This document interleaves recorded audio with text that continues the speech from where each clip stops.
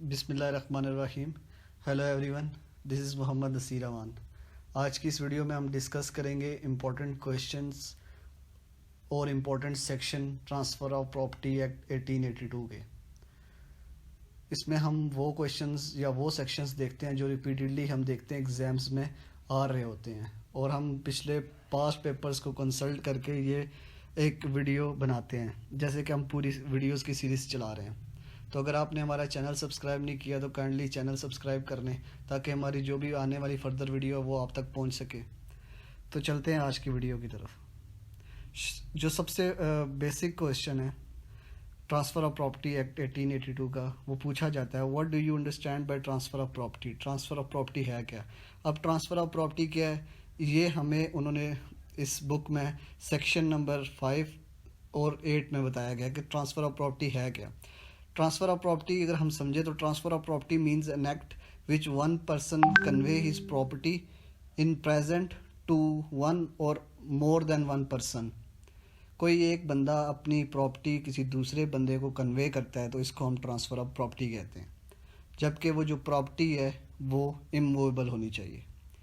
अब हम इसेंशियल्स देखते हैं कि ट्रांसफ़र ऑफ प्रॉपर्टी के इसेंशियल कौन कौन से होने चाहिए। एक तो लॉफुल ऑब्जेक्ट होना चाहिए, लॉफुल कंसिडरेशन होनी चाहिए, पार्टीज़ की कॉम्पिटेंसी होना लाजमी है, इमूवेबल प्रॉपर्टी होनी चाहिए, प्रॉपर्टी मस्ट बी ट्रांसफरेबल, ऐसी प्रॉपर्टी हो जो ट्रांसफ़र की जा सके। ये आते हैं हमारे सेक्शन 5 और 8 में ट्रांसफ़र ऑफ प्रॉपर्टी का जो क्वेश्चन आता है फर्स्ट।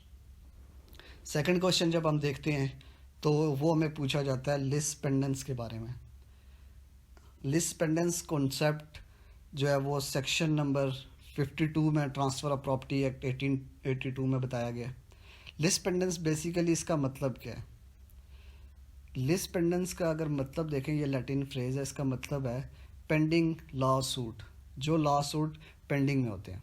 अब सेक्शन 52 में इसके बारे में जो डिटेल से बताया गया उसमें ये बताया गया कि lis pendens is a written public notice which shows that someone has filed a lawsuit against a particular property and new purchaser of property will face the lawsuit which is pending।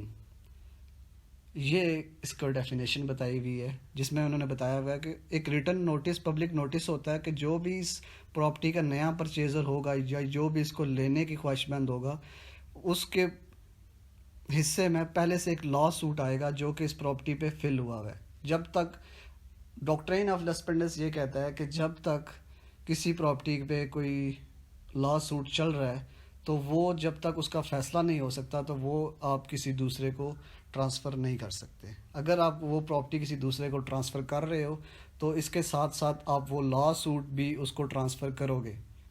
ये doctrine of list pendens में essentials हम देख लेते हैं कि अब लिस pendens के लिए एसेंशियल कौन से होने चाहिए। एक तो एग्जिस्टेंस ऑफ लॉ सूट हो गया, law suit must be pending में होना चाहिए, मस्ट बी कॉम्पिटेंट कोर्ट में होना चाहिए, must be related to immovable property. ये कुछ इंपॉर्टेंट एसेंशियल्स हैं जो कि लिस पेंडेंस के कॉन्सेप्ट को लेके हैं। इसके बाद जो नेक्स्ट क्वेश्चन हम देखते हैं वो पार्ट परफॉर्मेंस का है। बहुत डेली लाइफ में हमारे बहुत ज़्यादा यूज़ होने वाला कॉन्सेप्ट है पार्ट परफॉर्मेंस का। अब पार्ट परफॉर्मेंस होता क्या है, इसका रेलिवेंट प्रोविजन क्या है? रेलिवेंट प्रोविजन जो इसका ट्रांसफ़र ऑफ प्रॉपर्टी एक्ट 1882 में बताया गया है वो है 53A। अब इसमें बताया गया है कि according to terms and condition of contract, partial performance जो होती है वो पहले कर दी जाती है कॉन्ट्रैक्ट की, पार्शियल बाद में की जाएगी, और जो पार्शियल बाद में होगी वो ऑब्लिगेशन कंप्लीट करेगी उस कॉन्ट्रैक्ट की, जिसमें दूसरी पार्टी बाउंड होती है, जिसने अपना एक पार्शियल पहले परफॉर्म किया हुआ है वो बाउंड है दूसरा उसने पार्ट परफॉर्म करना है to complete the obligation of contract. इसको हम एक एग्जांपल से समझेंगे। फॉर सपोज ए है, उसका प्लॉट है, उसने अपना प्लॉट बी को दिया 5 लाख के अवज़। अब बी ने उसको 3 लाख रुपए दे दिए, ए ने अपना प्लॉट उसको हवाले कर दिया। अब बाकी 2 लाख जब बी उसको देने गया ए को, प्लॉट के जो 2 लाख बच गए थे, जो पार्ट परफॉर्मेंस बच गया था, वो जब देने गया तो तब ए वहाँ पे ये नहीं कह सकता कि जो अब मुझे मेरा प्लॉट वापस करो, मैं आपसे पैसे नहीं ले रहा, मुझसे 3 लाख वापस ले लो और मुझे मेरा प्लॉट वापस कर दो। ये वो नहीं कह सकता, क्योंकि उसका तरफ से कॉन्ट्रैक्ट की ओब्लिगेशंस कंप्लीट हो गई थी और इसका पार्ट जो रह गया था ये अपनी ओब्लिगेशंस कंप्लीट कर रहा था। तो ये एक एग्जांपल है पार्ट परफॉर्मेंस की। उसके बाद हम एक इम्पॉर्टेंट कॉन्सेप्ट जो है ना ट्रांसफ़र ऑफ प्रॉपर्टी में देखते हैं, वो लीज को लेके। लीज को रेलिवेंट प्रोविजन कौन से हैं? लीज होता क्या है?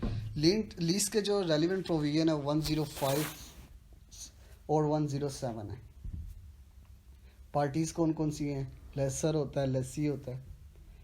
अब लीज होता क्या है? Lease basically is a written agreement where lessor allow lessee, lessor जो है वो अलाउ करता है लेसी को उसकी प्रॉपर्टी यूज़ करे for specific period of time तक वो उसकी प्रॉपर्टी यूज़ करे, उसको देता सर्टन अमाउंट ऑफ मनी, उसको पैसे देता है उसके अवज़, वो एज ए टेनेंट एक एग्रीमेंट करता है उसकी प्रॉपर्टी यूज़ करने के लिए। अब इसमें हम फर्दर एक क्वेश्चन बनता है rights and duties of lessor and lessee, ये है। उसके बाद हम एसेंशियल्स देखते हैं लेसी के क्या होते हैं। ये इंपॉर्टेंट, ये क्वेश्चंस जो है ये ट्रांसफ़र ऑफ प्रॉपर्टी के पेपर में हम रिपीटेडली देखते हैं जो।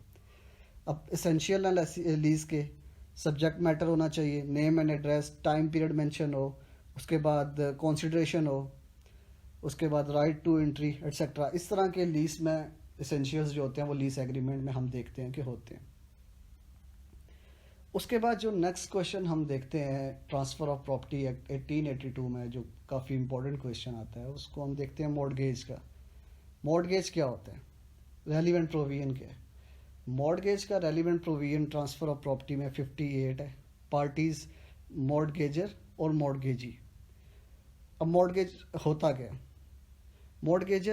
मॉर्गेज होता है कि कोई बंदा किसी दूसरे को अपनी कोई प्रॉपर्टी या कोई ऐसी चीज़ सिक्योरिटी के एवज़ दे रहा है कि वो जब तक उसको क्रेडिटर को डिबेटर पैसे वापस नहीं करता तब तक वो सिक्योरिटी वो उसके पास रहेगी।